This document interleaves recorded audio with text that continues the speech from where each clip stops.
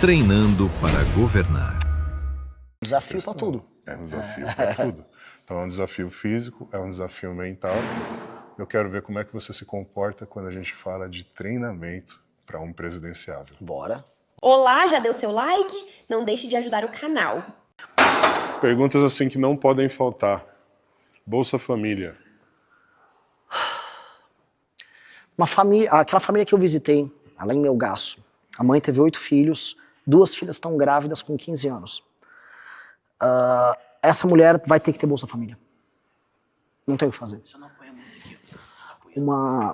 Uma família no interior do Maranhão, a cidade não tem nenhuma atividade econômica.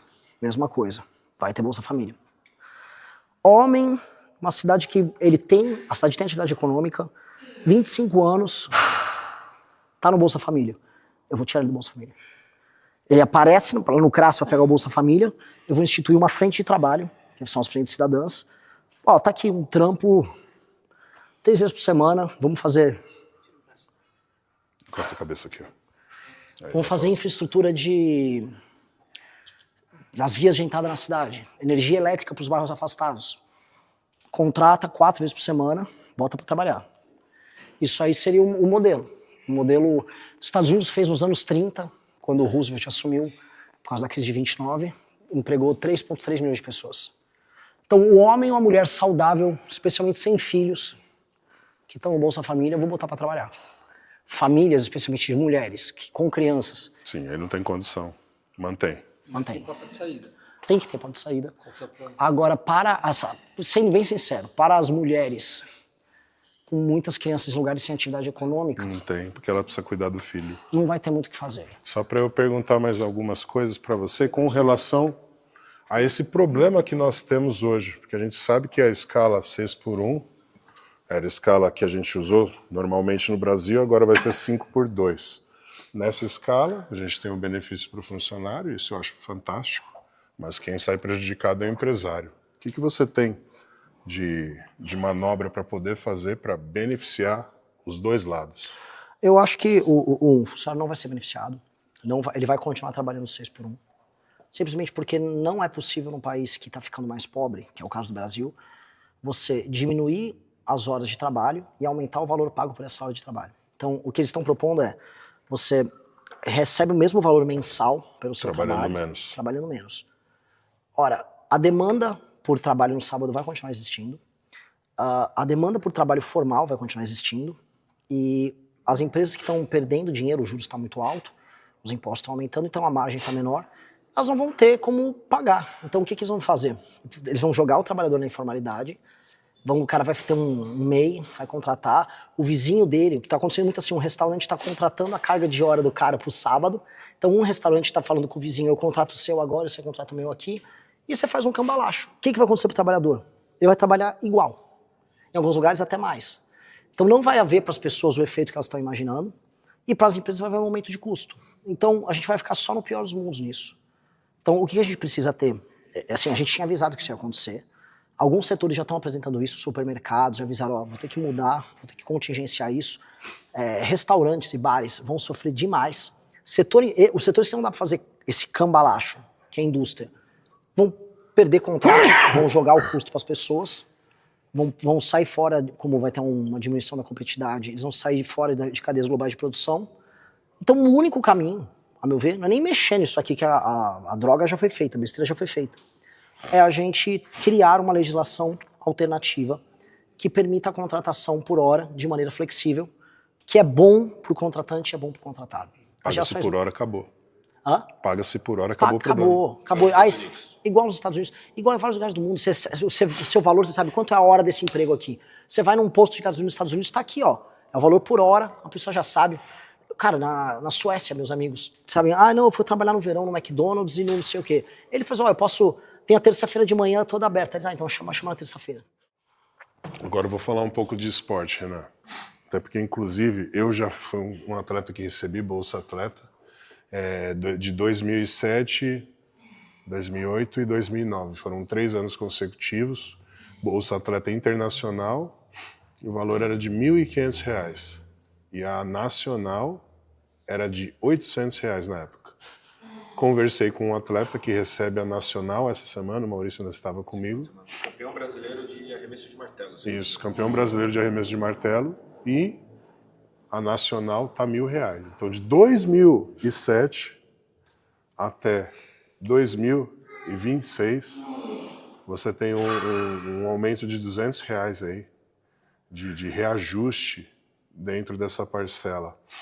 O rapaz, ele comprou uma bicicleta para fazer entrega e muito provavelmente, é o que acontece com todos os atletas do Brasil, vai acabar abandonando a modalidade e deixando de explorar o talento dele por falta de condição financeira, entendendo que antes do esporte ele precisa de dinheiro para se sustentar. O que você pode fazer com relação a isso? Primeiro, assim, só fazer uma análise do que você falou. Eu vou separar em duas coisas. Você tinha feito pergunta sobre esporte como ferramenta social para evitar que a pessoa caia nas drogas, e é uma política, eu acho, muito vinculada às escolas. Isso está no nosso plano. E a parte do Bolsa Atleta e a política de incentivo ao esporte de desempenho no Brasil. Que seria a Lei Pelé. Pegar essa parte 2. Essa parte 2 ela é meio assustadora, porque a quantidade de super salários que a gente tem no alto funcionalismo para atividades inúteis, ela é colossal. A gente pode pegar, por exemplo, você tem juiz que está tirando 200 pau por mês, você tem auditor da Receita em lugares que não tem atividade econômica, né, que não tem algo que ser auditado, que fora o que ele ganha com atividades extra, para ser bem elegante, ele já ganhou um salário alto, carreiras que começam com 15, 20, 30 pau por mês, com pessoas que só passaram no concurso. Então, esse tipo de coisa vai ser mexida na nossa reforma fiscal. E aí eu olho também, vou pegar um outro absurdo, o BPC, você deve ter visto o benefício de prestação continuada, que muita gente pega, e hoje você tem um surto de supostos autistas que pegam laudos mentirosos para receber um salário mínimo por mês.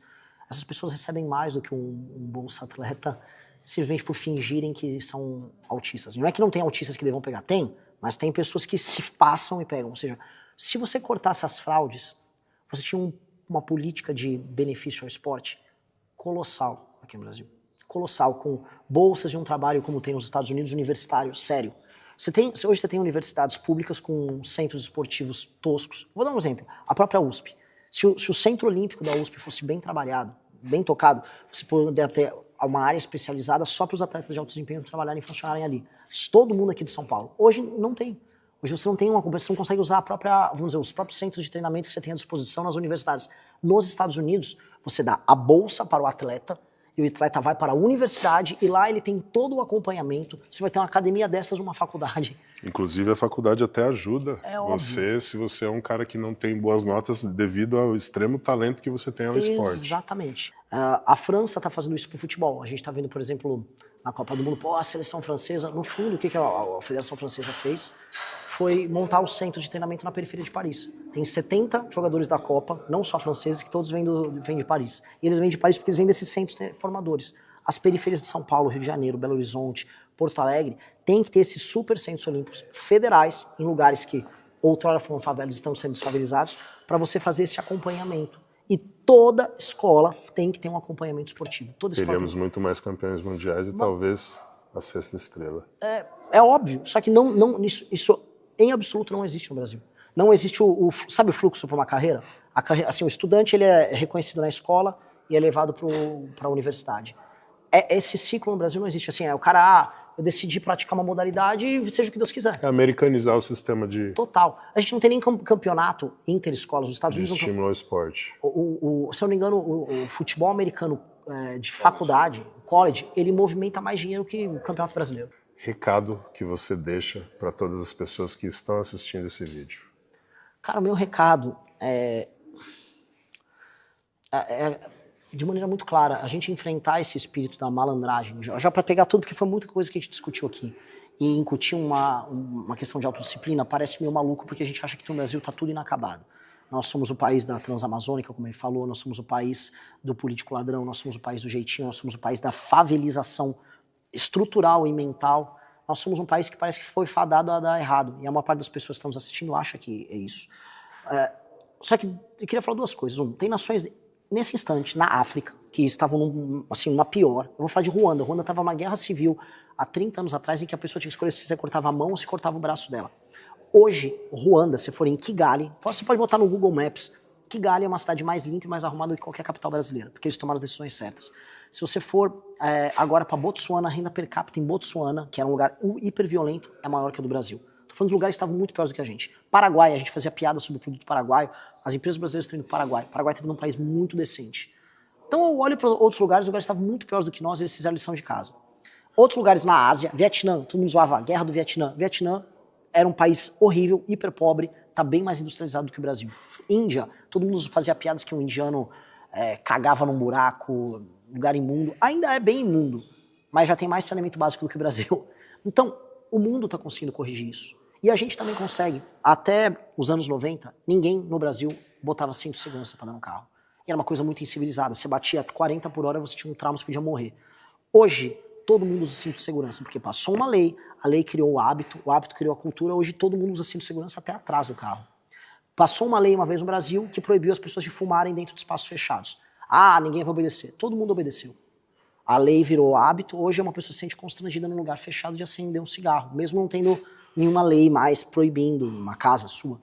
O que eu quero dizer é, nós conseguimos melhorar, dá pra fazer o Brasil um lugar em que você vai andar na rua e não vai ter um vagabundo com uma caixa de som enchendo o saco, atrapalhando as pessoas, dá pra você andar numa rua em que ela não vai estar pichada, dá pra você andar na rua sem ser perturbado por um ladrão, se você é mulher, dá pra você andar na rua sem um cara mexer com você, dá pra você viver num país sério. Você tem que ter pessoas sérias fazendo isso e acreditar que você vai ter autodisciplina pra virar um lugar foda. E pra virar um lugar foda é nas pequenas coisas, assim. Você vai conseguir desfavelizar o lugar, você vai conseguir transformar o lugar num lugar seguro, você vai conseguir arrumar a questão política, você vai conseguir arrumar a questão de infraestrutura, se você imaginar que em todos os lugares você vai precisar de autodisciplina e ser uma pessoa séria. E você vai ter que ter pessoas no poder que vão ter uma disciplina e uma crença de que elas vão dedicar a vida deles e perder a vida delas, em não enriquecer, em saber que a vida delas é um eterno sacrifício, para que as outras pessoas se espelhem nisso e topem fazer esse sacrifício junto. Eu acho que existem algumas pessoas que estão fazendo isso no Brasil. Eu me inspiro nessas pessoas e eu gostaria de ser uma dessas pessoas também. E existem milhões de pessoas que são assim, que já estão melhorando um pouco o Brasil. Vamos dar os lugares certos, as posições certas para essas pessoas. Vamos colocar as pessoas certas, inspirando as pessoas certas, nos lugares certos. E vamos parar de olhar para vagabundo e achar que vagabundo é um caminho. Não é e nunca pode ser. Se a gente fizer só essa troca, tira o vagabundo e traz a pessoa que te inspira, rapidamente as coisas melhoram, porque a gente não é um lugar que nasceu para ser ruim. Esse é o meu recado.